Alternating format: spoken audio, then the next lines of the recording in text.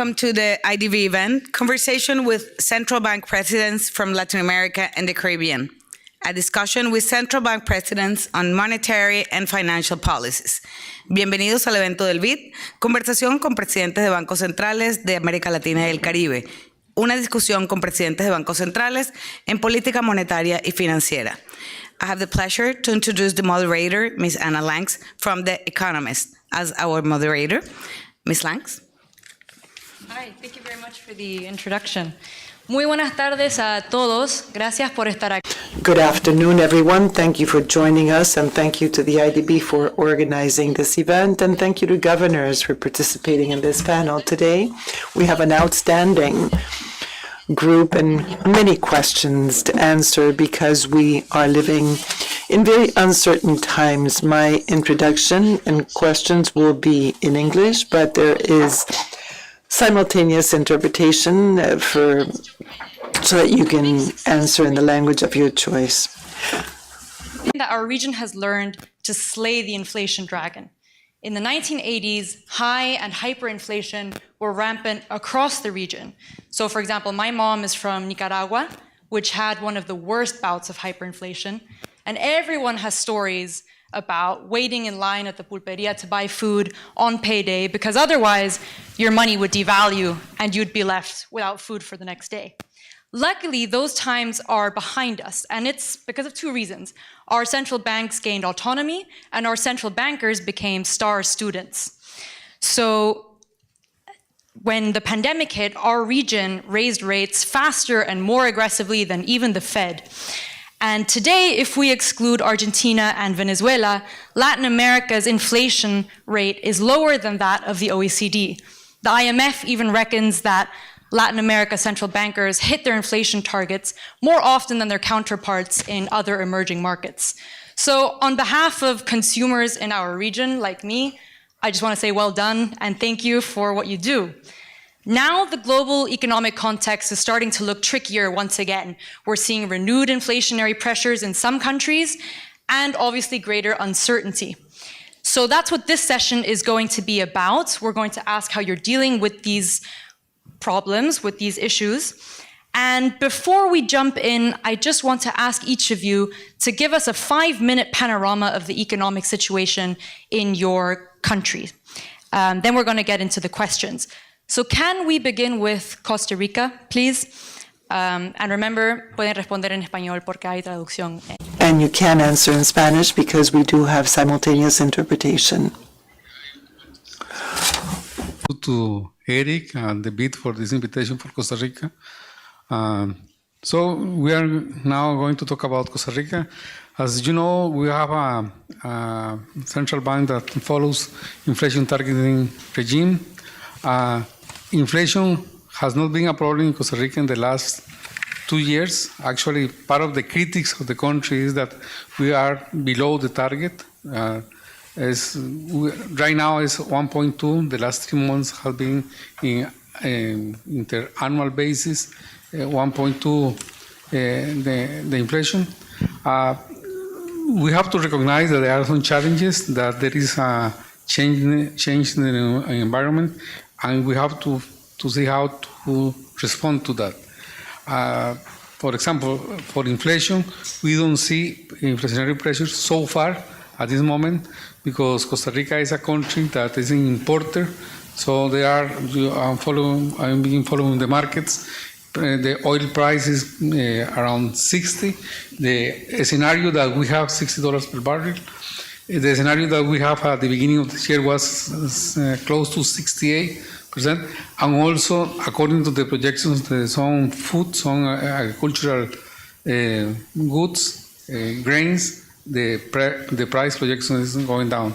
So we are projecting so far at this moment that for core inflation we will be hitting the target, or the range that contains the target at the end of this year and in the fourth quarter.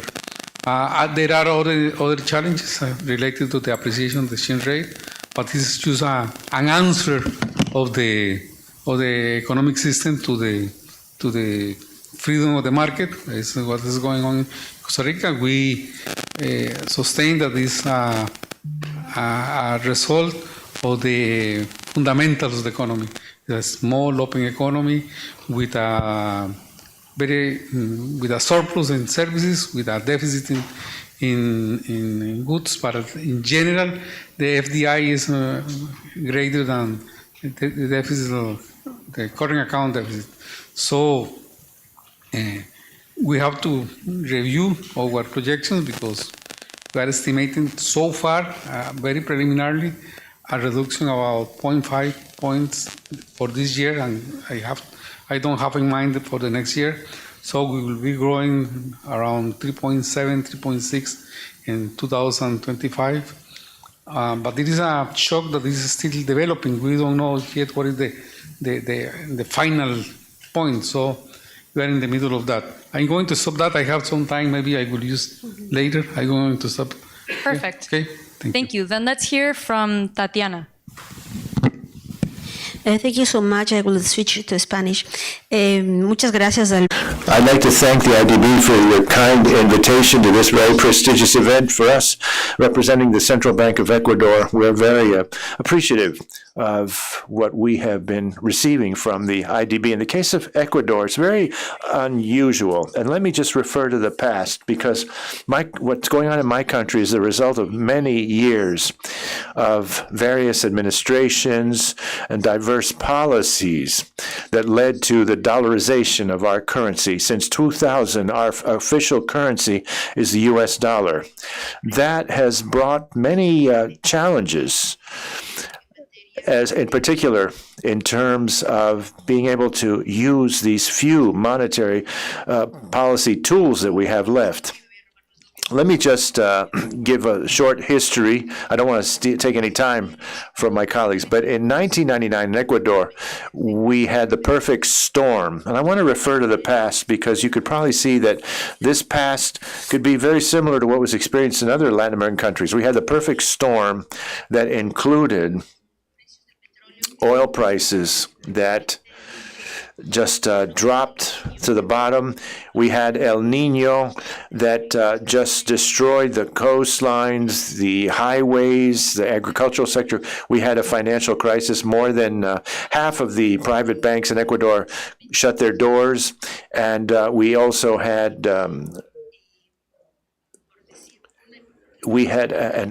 and I don't want to throw out any complicated concepts, but we had a very high issuance of currency, and the exchange rate went from 4,000 sucres to a dollar to more than 28,000 sucres to the dollar. It stabilized at about to 25,000. So the purchasing power of our people were practically nil. And in 2000, we had a 96.2% inflation rate that led to very serious consequences for Ecuador. And that's why, as a result, in 2000, it was decided that we would move to dollarizing the economy. So the last 25 years of a dollarized economy brought consequences that led to low inflation rates, which is very positive for my country. From 2007 to 2016, we had inflation rates at about 4%. We're still talking low inflation rates. From 2017 to 2024, the average inflation rate was 0.8%, which means that for us has been highly beneficial. In 2023, we ended the year with 1.23%, and 2024, it was 0.53% inflation rate. So we have among the lowest inflation rates in Latin America. I think only El Salvador, which by coincidence, it also has a dollarized economy, they had a lower inflation rate than we did, which means that for Ecuador, this also brings forth a lot of challenges to maintain a highly structured house in order. When you don't have, of course, with a dollarized economy, you don't have a central bank that can determine monetary policy. But in our case, since we don't have the flexibility and ability to issue currency, we've had to rely on other policies. For example, fiscal consolidation policies. We've had a restructuring of public financing. Starting in 2021, Ecuador began to go through, especially with the law that advocating the dollarized economy, we had to put our house in order, our public finances. We saw a light growth for our economy, which is also highly beneficial. And the way in which the Ecuadorian Central Bank has been able to influence on lowering inflation rates was through the few monetary and policy instruments that we still have available that has allowed us to provide liquidity to the financial sector. And I'm sure I'll be able to get into a lot of this in more detail during the Q&A. Yes, and go ahead, Alvaro. Buenas tardes, gracias. Good afternoon, and thank you. I would start by saying, and I don't want to sound presumptuous, but Guatemala is doing pretty well. And after coming out of the G24 meeting this morning, I'm even more convinced than ever that we're doing really well. Guatemala is, just to describe this, that in Guatemala, we've been growing on average 3.5% over the last 15 years. Last year, we grew at 3.7%. This year, we anticipate a 4% economic growth rate. We have one single objective, which is to tackle inflation. It's at 1.57%. The inflation rate, and our goal is minus 4%. But even though we have 1.57, we have not changed our projections because there's a lot of uncertainty out there, which is in vogue now. There's a great deal of uncertainty, and we don't know what could take place. And we also have a monetary policy rate of 4%. Before COVID, it was 2.7, then it went down to 1.75, then it went to 5%, then it went to 4%, and then bank credit, where we see a double-digit growth over the last 3 years, and also the collections have grown in Guatemala. It's estimated by the end of this year, from 2020 to 2025, we're going to see a growth of about 75%. We also, in terms of revenues, then we also have a debt vis-a-vis GDP, which is 25%, and we continue to see an increase. In fact, we're now being the credit rating agencies have increased our credit rating, and the real problem in Guatemala, and I know that you've been asking about this specifically, but how is the budget developing? It's not the macroeconomic issues. It has nothing to do with indicators, since all indicators are doing well, with the exception of the tax burden, although it's 12%. We're the country with the lowest tax burden. I'm not going to say it's the lowest in the world, but it's a very low burden. It went from 10 to 12% over the last few years, and this is because we have a high informal market, which exceeds 70%. So what Guatemala needs is to have that budget that we have now, which is about 18-19% of GDP. It's a budget that used to be 15% of GDP. It's gone up a little bit. It's a budget that this year we have a fiscal deficit of 3%. And we have not been able to address the infrastructure needs that the whole country requires, specifically in order to attract more foreign direct investment. In Guatemala in 2020, we had 940 million. This year, it was 1.8 billion, but it's low if you compare it to countries like Costa Rica, which is above 4 billion, or the Dominican Republic. And we're not going to be able to do this if we don't create greater investment in infrastructure, where you need about 6 billion yearly in projects that have already been earmarked, where part of the funding needs to be given by the private sector. 1/3 would be from the public sector resources. Also, international monetary reserves equivalent to 9 months of imports, about $26 billion, and an exchange rate that is stable, 7.86 quetzales per dollar over the last 15 years. Also, the remittances that for countries like Guatemala and from Mexico, El Salvador, Honduras, a little bit from Costa Rica. In the case of Guatemala, they constitute about 19% of GDP. That flow of remittances, which is about $23 billion, and what we've seen in the last few years, that migrants, in the fear of being deported are saving less in the United States and sending more remittances to their countries. If we compare the first 3 months of 2024 compared to the first 3 months of this year, remittances have gone up by 20%. And to what do we attribute this to? It's because of the fear that migrants have of being deported. So the exchange rate is now increasing instead of going down. And Guatemala, in the flexible exchange rate where the Bank of Guatemala participates to try to moderate any volatility, they don't intervene in the exchange rate. They moderate the volatility, which has worked very well. This is a brief summary of what is going on. What you're doing so well is that so you're going to have to share your secret with us. Jamaica. Inviting us. After about 8 or 9 quarters of being out of our corridor, inflation corridor, Jamaica returned, and we have stayed in that corridor now for maybe about 3 quarters. That really is a kind of ending to our story that began 12 years ago when Jamaica was running a debt to GDP ratio of 145%, and now is below 70%. It did it by running a primary surplus of 7% every year for 7 consecutive years. Quite remarkable. We also have an unemployment rate that is less than 4%.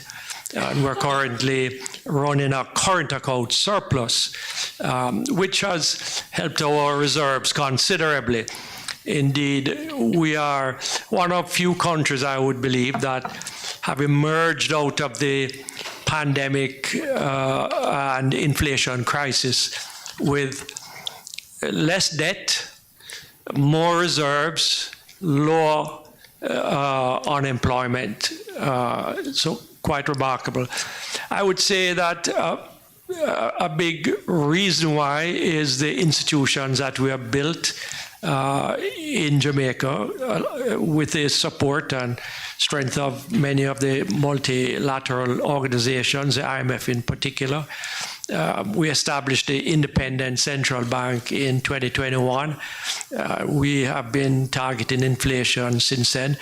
But even prior to that, we were very focused on building the capacity of the bank for many years before to deliver inflation targeting. Recently, this year too, we established a fiscal commission, which is going to be regulating and looking over, really oversighting the budget to make sure that the fiscal accounts stay on track to meet our target of 60% debt to GDP. That's been established, fully staffed, and has begun operations. So that's another major institutional change that has been done in Jamaica. And I would stop there for now. I think we've already hit on several really interesting topics here, from potential shocks in the price of oil and commodities, shocks in remittances, and Jamaica's secret sauce, which is strong institutions. We're going to get through all of these questions, but first, Paraguay, can we get your overview? Muchas gracias. Gracias. Well, thank you. Thank you very much for inviting me to attend. I'd like to thank the IDB. It's a pleasure to be able to share perspectives and our esteemed colleagues in the that make up the panel. Well, as you already said, we're going through very challenging times, a lot of uncertainties and volatility. And in Paraguay, we understand that during this time where the future seems to appear uncertain and with a lot of challenges, to try to preserve the economic order and macroeconomic policies that are properly implemented and finding new economic opportunities.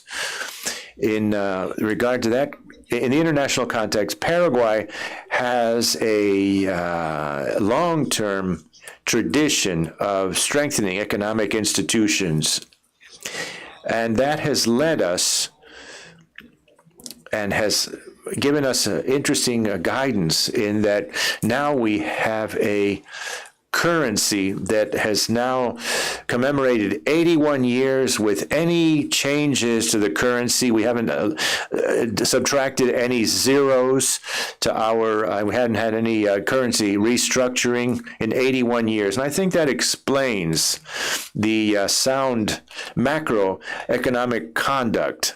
And I think we can attribute this to several pillars. First of all, the sound institutional structure of the central bank. It's autonomous, and according to the constitutions, they cannot lend or money, and the mandates are decoupled from the political processes. An effective monetary policy that reflects sound institutions that also respond to monetary policies with inflation targeting, with flexible exchange rates.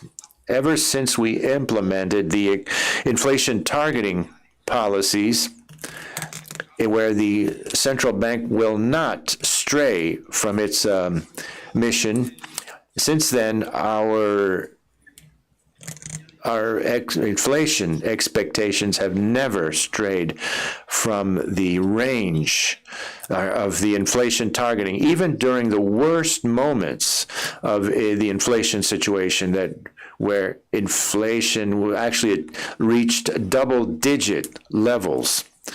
We were able to still maintain within the confines of the target. And I think this is a sign of credibility.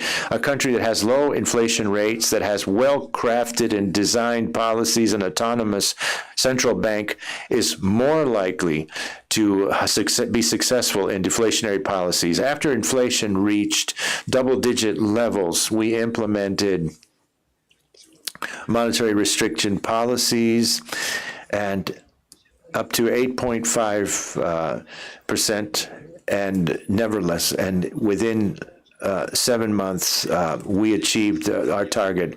So without a sound ally, a fiscal ally, you're not going to have effective monetary policies. We have a player here who played a major countercyclical role, and now we're seeing the fiscal responsibility exhibited by the stakeholders. And as I said earlier, and we can't underestimate the role of the exchange rate to serve as a buffer to external shocks, to be able to have a possibility to have that buffer that operates as an automatic stabilizing factor.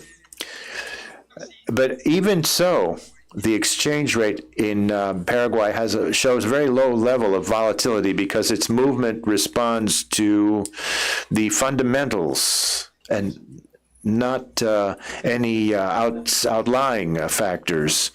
And I think that describes the sound economic order that was already mentioned by some of the other panelists. And I know that I'm being shown that I'm running out of time. Well, so we knew that there haven't been any major changes in Paraguay's monetary policies, and especially given the fact that you're next to Argentina. This is going to work. I'm going to ask a question, and then I'm going to ask for 2 to 3 responses rather than get everybody to respond, just so that we can get through all of the questions. First up, we're going to talk about interest rates. So interest rates in the US are expected to remain elevated for some time, and we will probably see volatility in capital flows in the coming months and years.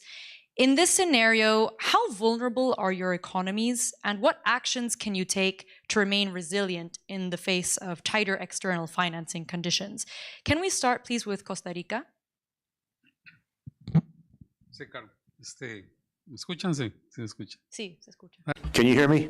Well, in the case of Costa Rica, that has a unique characteristic in that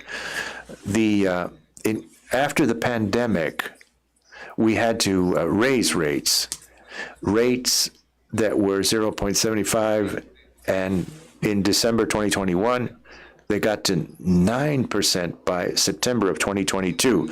And after that period, we began to see a reduction in interest rates, and it's gone down 500 base points.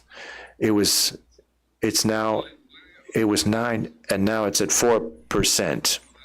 So as you can see, it's a much lower rate than the U.S. Federal primary rates or prime interest rates. So we knew that there was going to be an outflow of capital and capital flight, and it didn't happen. We had a slight dollarization of financial savings, but few levels. The exchange market has been able to resist that. There are pressures in Costa Rica to lower interest rates, not overall, but just with some groups. But we raise the interest rates not for exchange rates, but this is based on analysis on inflation conditions and what is the proper or the appropriate position to maintain a neutral position in terms of monetary policies. And what we're being told right now is that and we maintain that difference with the United States, and we needed to do that. And that's the policy position. Now, if in this new environment, would this lead to capital flight? But overall, the central bank has tried to maintain the interest rate policy as an inflation, to control inflation, and not to address the capital flight potential. I can go on if you like. So in a country that has the movement of interest rates, the difference with the interest rates and the U.S. interest rates and the risks of capital flight is important, but the priority is inflation. That's the promise that we made to our citizens. So that's why we introduced this reform. The interest rate movement really reflects more what we expect in the future of inflation, then a diagnostic study could be done with regards to the capital flows and flights. Next, the same question. How vulnerable is your economy to elevated interest rates in the US, and what actions are you taking to remain resilient? Yeah, so I agree entirely with Roger. The reason why we have interest rates so high is to combat inflation. And we have got inflation back into the corridor. However, earlier in this session today, we were speaking about making steps when there's a heavy fog. You have to be careful, and I think that is our outlook also. We have a history of capital migration to the United States. And whilst that is prior to many of the reforms that have occurred and the buildup of reserves that we have and the confidence that has been created, nonetheless, we want to be very cautious. So I would say we watch very carefully that interest rate differential between the Fed funds and our policy rate. And we have in mind a differential that we want to protect.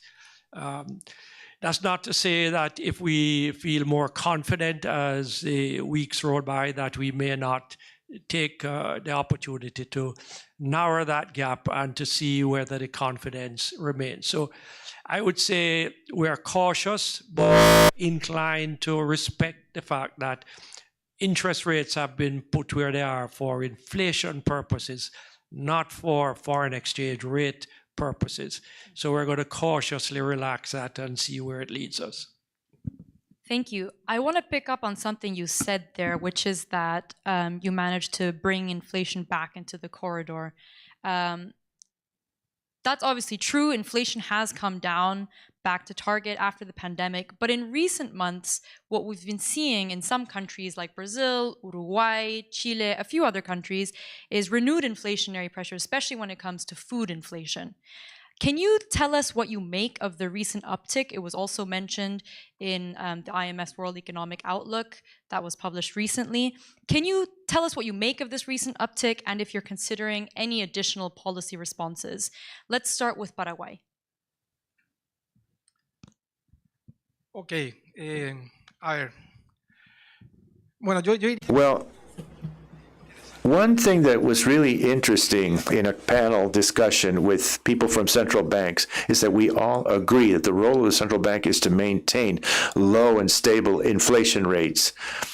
That was not a reality some time ago, and in some countries, it still isn't the reality. But in this panel, we all share that common destiny, and I think that's a very good thing. I believe that this scenario that we're faced with today, the information that we receive can be very volatile and subject to sudden changes, and sometimes inconsistent as well. You're expecting one thing in the market, and some new policies are announced that are completely the opposite, and some presidents intervene directly to try to intervene in monetary decision-making, and that to a certain extent will generate a certain amount of apprehension and lack of any order in decision making. So in Paraguay, we tried to clean up that scenario of uncertainty and focus on our fundamental objective that I mentioned earlier, to maintain relatively low and stable inflation rates. So what we've done is that we've gone back to the basics and the fundamentals. When we had high inflation rates, we knew that it was a stubborn inflation rate, and there were certain volatile components. There was a certain contagion as well, and again, a very stubborn inflation. And the monetary policies created by the central bank were able to effectively control inflation and then meet those inflation targets without too much sacrifice. The economy continued to grow. It didn't have an impact on the employment rates. And that process started in August 2023. We began to gradually see a reduction in monetary policies up through March of 2024, when we understood that we had, to a certain extent, reached that neutral target of monetary policy in a context in which the economy was growing to its full potential, and there were certain external balance and equilibrium, and we were again meeting the fiscal plans already established. So the whole process was being recalibrated, and we believed that we thought that the monetary policy was working properly in that neutral zone, and we've maintained that ever since. We also made the decision at the end of that year to reduce inflation targeting to 3.5%. 3.5% because historic behavior patterns of structured inflation and core inflation was basically moving within that average, and we thought it was the right time to convey that message. And that was, again, thanks to the fact that we also had an increase in our credit rating and investment grade that we attained. So we're monitoring what's going on in the external scenarios. We understand that we may be going through a period that we know that what this could mean, this could imply for the economy. We'll see how that can have an impact on our inflation targeting. We know that we're facing with some volatility in specific goods because of uncertainty in trade, and it's basically, in terms of our control on inflation and stable inflation, we have, for example, a 3.5% target, and that's enough in order to converge that with our monetary horizon with the central bank. But it is important to monitor more frequently in the current context so that we can be consistent with the more structural issues, but we also need to look at what is happening in the short term, it's hard to understand the decisions being made around the world and the intensity of those changes. I'd like to ask you about the central bank's decision to lower inflation targets. It's unusual and interesting, so we will delve into that a bit. I have the same question for Costa Rica. Inflation, what are the pressures? The first thing, and colleagues have already mentioned this, is pinpointing the inflationary shock, if it's on the supply side or on the demand side. In Costa Rica's case, I would say that in June of 2023 and up to November of 2024, we had inflation that was lower than 1%. And we were in a negative situation. The target was 3%. Then the inflation shock hit. It was on the supply side, basically agricultural commodities, as a result of climate change events. And what we did was explain what was happening when you have a supply side shock. There's very little monetary policy can do in the short run. We need to be careful with second round effects. But it was a supply side shock. We explained it. We said that is going to be reversed, and that is what we saw in February and March. The interannual rate is at 1.2, and so there isn't much room on the monetary policy side to address that additional pressure because it came from the supply side. I don't know if that answers your question. I'd like to ask you why Costa Rica's inflation rate has been so low and what the risks are. Can we hear from Guatemala? Same questions. Food inflation, renewed inflationary pressures. Sure, I would say that most of the countries are going to have similar answers. From what I heard, I think that we've been answering several questions at the same time.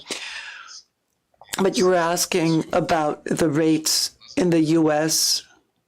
and if that rate is expected to go up and how that would affect us in Guatemala. We don't follow the U.S. rates, but there is an important element. Until recently, it was less expensive to get a loan in quetzals than in dollars. So we have an MB of 230 BPs. So that should not be the case. A loan in quetzales should be 230 BPs.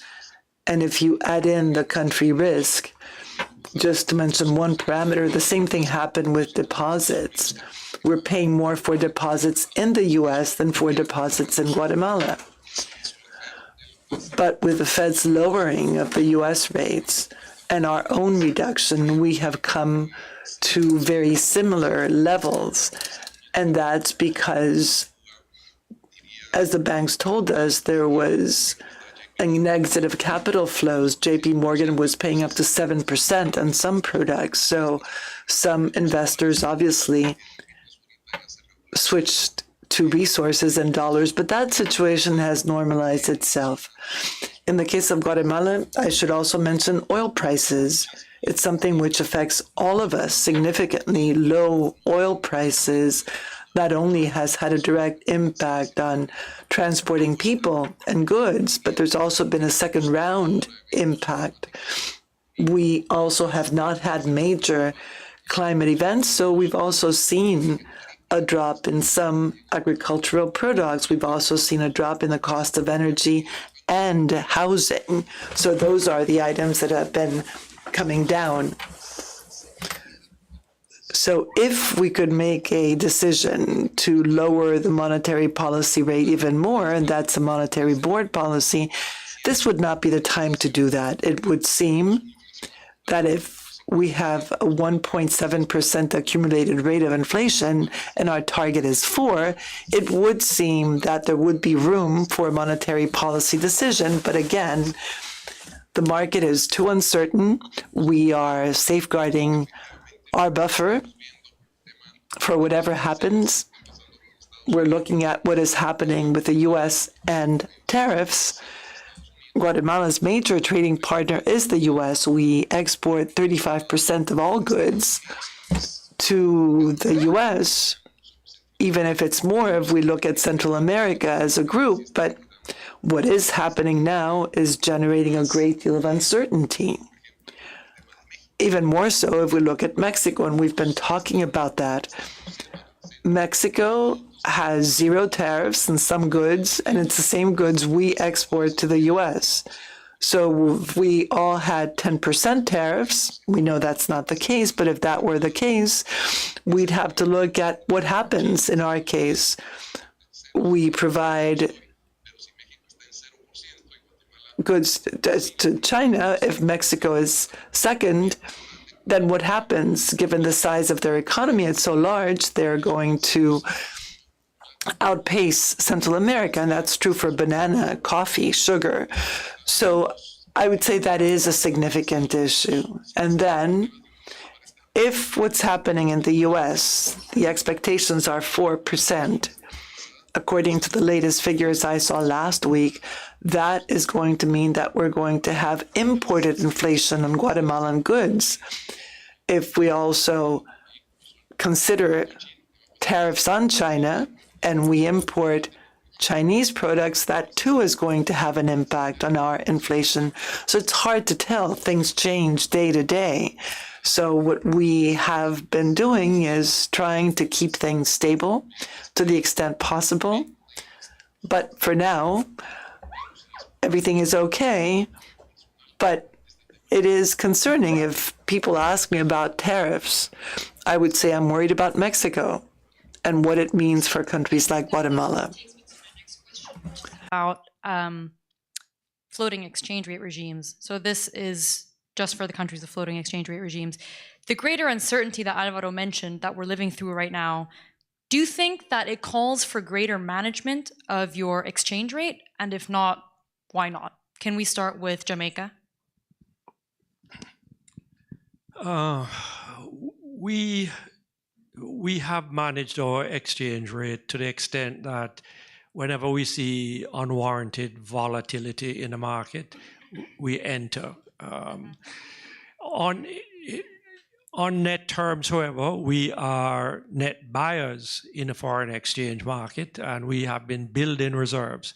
In fact, we started just before the pandemic with about reserves of about 3.7 billion and have closed at 5.8.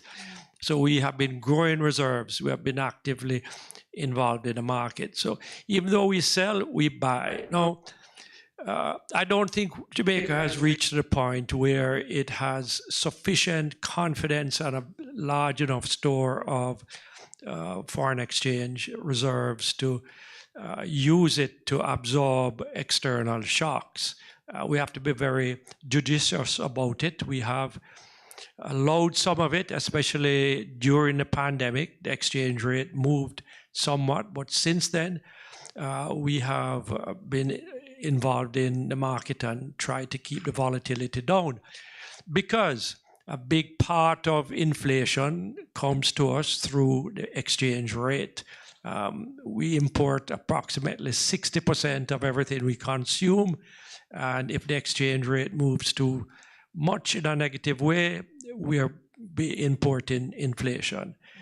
So I would say, looking forward, when the reserves are stronger, when we have more of a track record of building confidence, that we will allow the exchange rate to be more of a shock absorber in the future. Thank you. And Carlos, you mentioned earlier that the floating exchange rate works as a kind of buffer against shocks. Obviously, now that we're seeing so many shocks, can you tell me if you've also considered kind of managing the exchange rate more, or if not, why not? Sí, no, a ver, no, nosotros entendemos. Let's see. In our opinion, monetary policy effectiveness hinges on having a flexible exchange rate. And I think that the exchange rate has played a major role in absorbing shocks in our economy in recent times. Our economies, more than ever, especially those that are net importers of commodities in the South, even though we're more diversified than before, we could say that the weight of exports and agricultural goods is significant, which means that we are subject to things like climate change and all of that, which makes it so that nature-related shocks are more frequent and intense than in the past. We had a pandemic.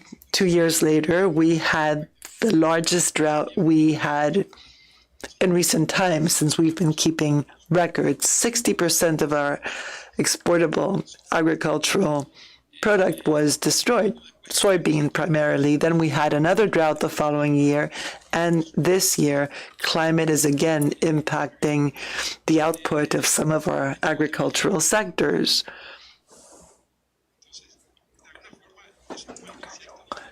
The economy did not fall apart, so this is a sign of resilience in how the economy works.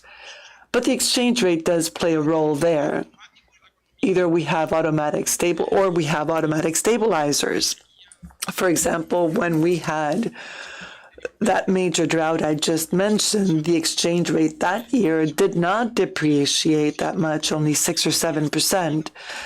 And the adjustment was in the capital accounts. So the banks interpreted the nature of the shock accurately. It was a temporary nature-related shock, and so they provided financing for agriculture. So that was an automatic stabilizer. And the exchange rate did not have to come in and play a role, as it has in other cases. So when we see exchange rate shifts respond to situations when we read the nature of the shock properly, then the rates do work to help us accommodate. But if exchange rate fluctuations are due to other factors, idiosyncratic factors that are not related to the economy, sometimes they're external, sometimes there's contagion, sometimes it's the strategic action of major market players, then we do step in and try to address major fluctuations, especially overshooting. And we use our external position for that. It's another major buffer. Our level of reserves to product is greater than 26%. So it's one of the highest in the region. So when needed, when we think there's a need to moderate expectations, then we do step in, but without changing exchange rate trends. So that's how the economy works. But what we think is essential is preserving the key pillars in the economy: an independent central bank, a performing fiscal sector, having good information flows so that our economic agents can read the shocks properly and make better decisions. So that kind of dynamic does reduce mistakes. I find that a number of you mentioned climate change is one of the shocks, but at some point it will no longer be a shock. It will be business as usual, droughts every year, etc. Do you have specific policies to deal with this in the long term? Are you considering new policies? How are you addressing this? For me,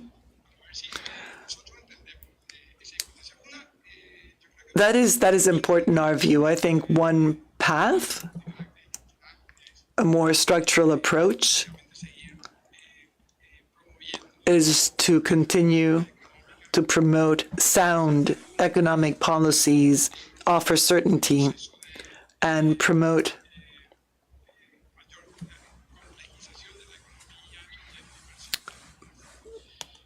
making the economy more sophisticated, attracting new investors, to provide for greater diversification. We've seen that in our country over the past 15 years. That's why I said that this is a long-term process. There has to be an evolution. We have to build institutions. We have to send the right signals, attract investors. If we do that, all those small changes year to year add up over a longer period. And you can see how that does work. What am I saying with this?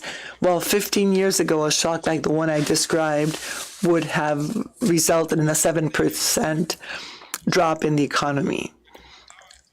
But as I said, we lost more than 60% of our agricultural production, and we grew at a rate of 0.2%. So things did not fall apart. That is resilience, if you will. We need to find ways for the economy to have lasting protection, having the right mechanisms to deal with that. And to do that, we have to introduce all the components, such as proper financing for green sectors.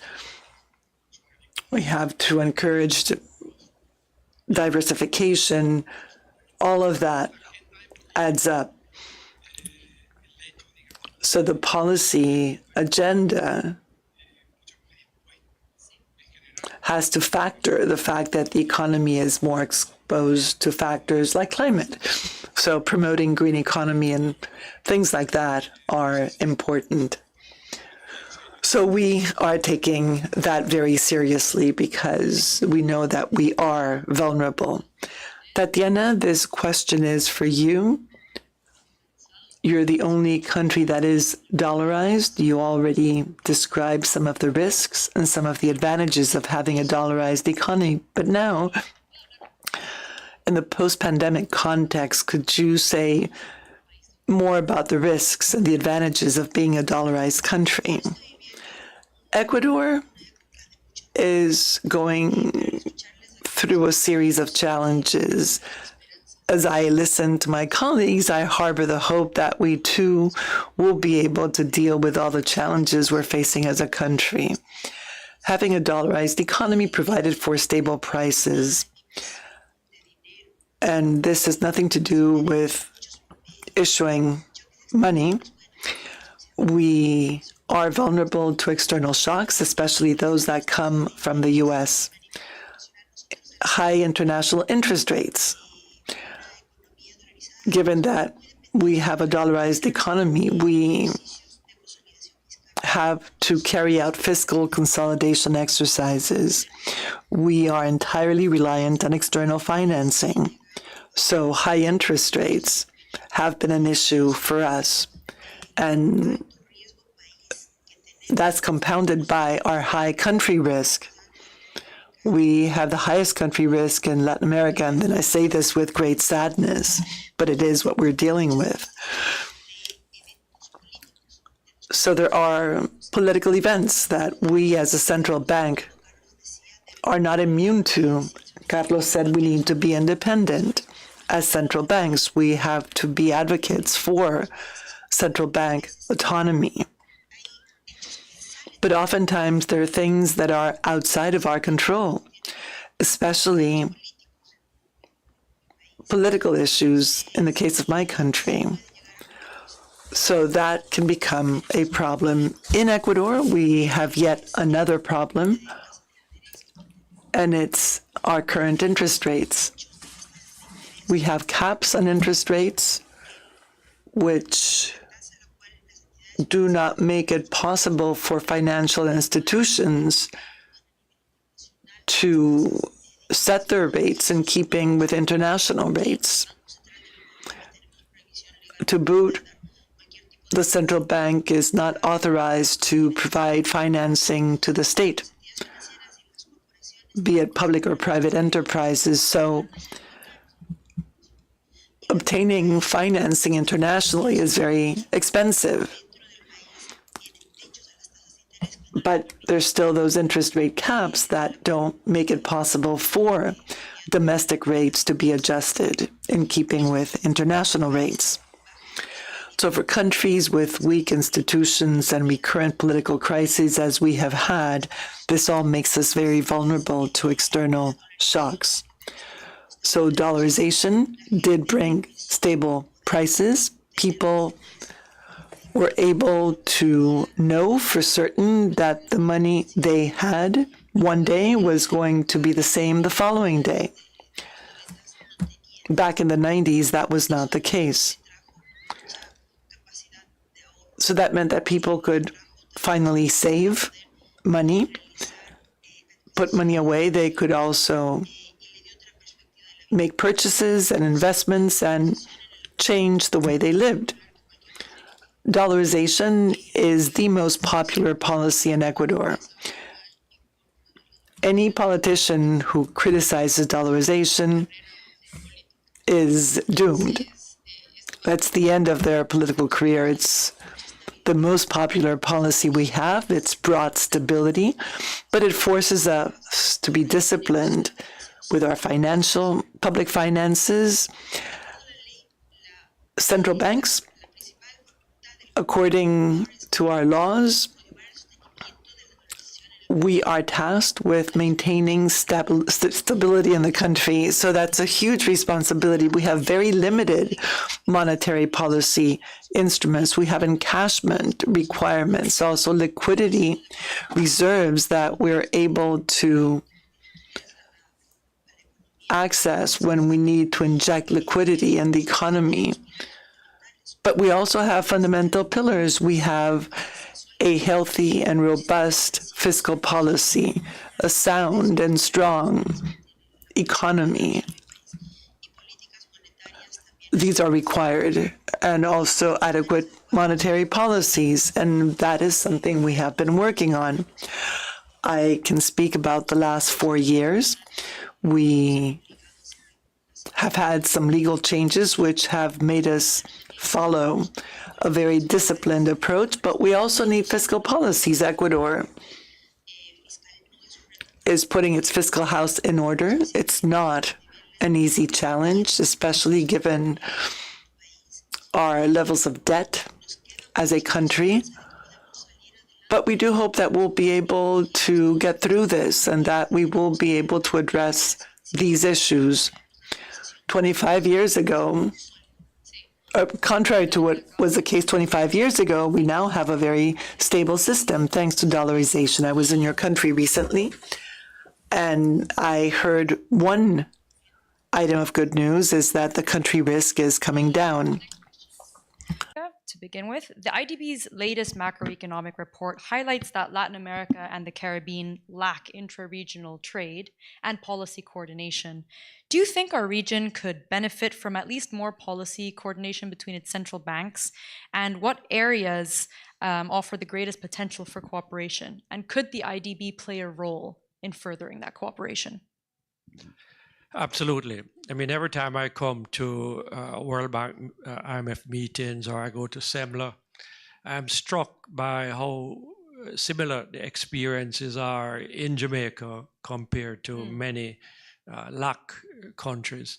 And I find personally SEMLA meetings to be very informative.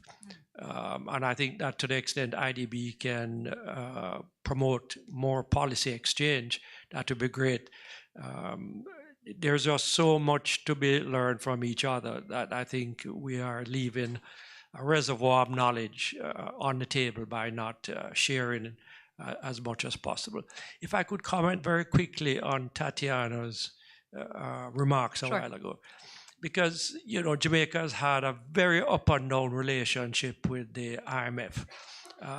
We've made progress, we have retreated, made progress, retreated, ad nauseum. At one point in time, I would say 15 years ago or longer, we had that very debate internally about should we dollarize or not. And finally, we decided to go the way of building institutions that allowed us to stay the course rather than depend on, a particular minister of finance that was good and then the next one that is bad, a prime minister that is good and another one that is bad. So what we have opted for is to build all of the institutions that are independent of government and to keep us on track. And I think that's an alternative route to dollarization. I'm not saying it's better, I'm just saying that's the route we chose. And for the very reasons that you have dollarized, we have chosen this institutional path. I think Jamaica is an absolute example for the rest of the region because of this. I lived in Argentina for 3 years, and there have been incredible changes just in the past year and a half. But the question is, how sustainable are they if you don't have political buy-in from everyone? And Jamaica managed to do that over several years, and I think the whole region can learn from your example. Most countries in the region have pretty limited financial depth, which constrains investment and hinders overall growth. Alvaro actually mentioned this, that there's a lack of investment in infrastructure. What measures do you plan to take to boost credit and investment in your country? Can we start with Guatemala? Yes, thank you. Sí, yo diría, tal vez hay algo. I would say one thing that's very important to highlight, and that has to do with public-private partnership legislation. In Guatemala, we have one single bill that reflects the creation of public-private partnerships. And there's only one so far. It's a Mexican public-private partnership, and because the legislation is very poor. So we're looking at new legislation that will pave the way for investing in new infrastructure. In our country, we have a very limited budget. So 90 of every 100 quetzales collected are targeted by law. And if we're saying that the government has to invest $2-3 billion a year in addition to operate the front government, there's not enough money to build these infrastructure projects. That's important. And I would say that the loans that we currently have with the IDB, with the World Bank, et cetera, the idea is that these loans are targeted specifically to infrastructure projects. So I would say that public-private partnerships are essential, and that the government that currently has a historically high budget where the percentage of the budget that is devoted to infrastructure can be feasible, in addition to the fact that we have a very strong private sector in Guatemala. Despite that, they're not going to invest money unless the government doesn't take that first step and make that initial investment for ports, airports, highways, and it won't be done unless we have public-private partnerships. We need to be able to attract those flows of foreign investment that we talked about. We have a McKinsey report from 2020 that is now being updated that states, and it mentions by name what needs to be done, what infrastructure projects need to be implemented, what sectors will this increase employment in, and the central government has already taken that document, and it's part of the policies, but we are, again, going through the process. The problem is in Guatemala, with other countries, the governments are only in office for 4 years, and once everything is put in order, it's election time again. In Guatemala, we know exactly what needs to be done. The problem is that we're not doing it. And I would say that I'll stop there. Well, it's the same thing that happens in many countries in the region, and thank you very much for your time. Do you have specific country questions? Would it be okay if I ask these? Is everyone okay sticking around for another 3 minutes? So, Paraguay, I wanted to ask Carlos, you've mentioned a few times that you lowered your inflation target recently. This is quite unusual. Can you tell us how you did this and what factors allowed you to do this? Yes, of course. Bueno, yo creo que las condiciones estaban dadas. Esa es la respuesta. Sorry. Yo creo que las condiciones estaban dadas. I think the conditions were ripe. I think that's the short answer. Conditions were ripe for making the decision. We began to implement the inflation targeting policies several years ago.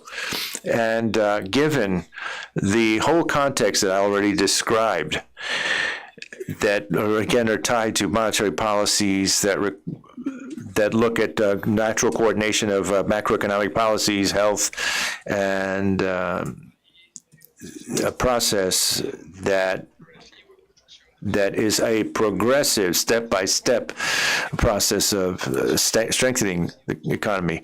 The inflation targeting has been very successful, and the monetary policies have a component of credibility that is significant. And if we go back in history and we look at the inflation controls, we started out with 5% and then minus 2.5%, and inflation began to go down below the central bank's target. That target that's required for making macroeconomic and monetary policies. So we reduced it to 4.5 and reduced the band by -2. And so, again, the target was below the 4.5%, then we reduced it to 4%, and inflation was below 4%. We know that appropriate level of inflation for our country is about 3.5%.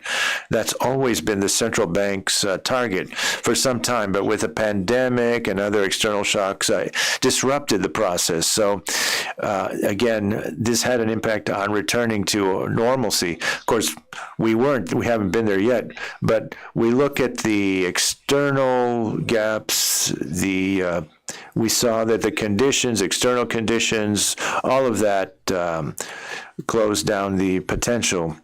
And the real exchange rate, we had inflation, the core inflation was on average 3.5% for some time, and we had some inflation expectations at every level anchored and in the short term. So we understood that this was the right time to make the decision.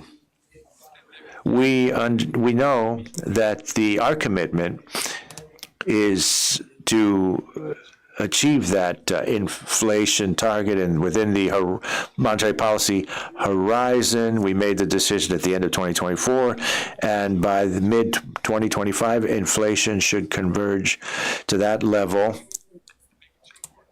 We're talking about core inflation, despite the shocks and uncertainties that can have an impact and create volatility with inflation during that period. So this is a decision that has been, I think, has come to full fruition with the central bank. Robert, are you thinking about doing something similar? Because I know Costa Rica has a very low level of inflation, much lower than the inflation target.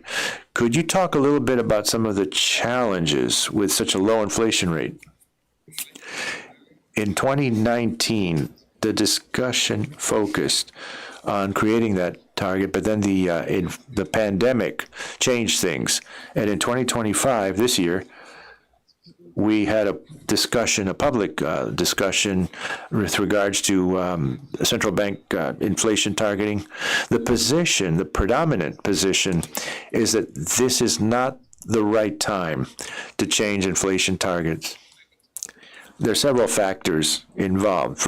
It was below the tolerance range, and one way to and it's not a question of knowing what the movement is, but we know that in February, with the uncertainties, with inflationary pressures, that might be the wrong time for the central bank to promote a reduction below the inflation target when the inflation goes up. So we changed our target, and we again strayed from that range. So this is a discussion that hasn't ended, and this is,